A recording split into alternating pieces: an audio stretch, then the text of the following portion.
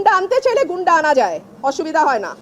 যেহেতু ওদের 10 জন 12 জন মিলে কথা বলছে, সো আমি একজন কথা বলেছি আর আমার পক্ষে একজন ডাক্তার উনি কথা বলেছেন। আমি কোনো গুন্ডা বদমাশের মেলা করি নাই, করতে চাইলে করতে পারতাম।